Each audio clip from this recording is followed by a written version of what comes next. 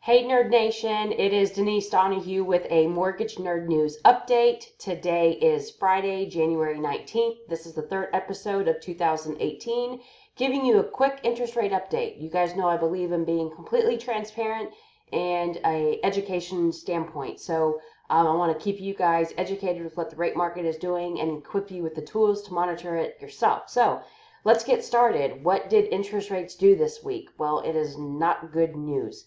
And there's not a whole lot of good reason for it. But what you can see here is the bond prices. So as you guys know, to the left is what the bond prices are, and to the right is the date.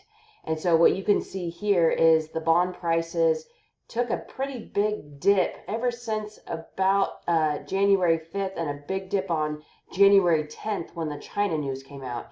And this is where we landed at the end of this week. So as we know, when the bond prices are down, interest rates go up. And that's what we saw this week. And again, the China news started it with them saying that they're going to stop buying the purchasing of our bonds, which wasn't a huge deal. We were expecting a little bit of a rebound, which we did get, but then they came back down. So I do think, and a lot of the economists are predicting that next week we'll start to see that line go back up, which means bond prices are increasing and interest rates will come down. So I wanted to put here, though, for you that actually what we saw on Thursday is the building permits and the jobless claims were, they beat what our expectations were. And then the Philly Fed and the housing stats, they missed big. And so you may not know what that means. You don't really need to know what it means, but just know that when it's in green, it means it's a good thing for interest rates, and when it's in red, it means it's a bad thing. But again, there isn't really anything that really points to why it dipped the way that it did, which is why we're predicting a correction next week. So if you're under contract right now, do not lock your interest rate in unless you absolutely have to. Again, it's important to hire a mortgage banker that follows the bond market, so that you don't want the lowest interest rate by the time you go under contract. You want the lowest interest rate before you close.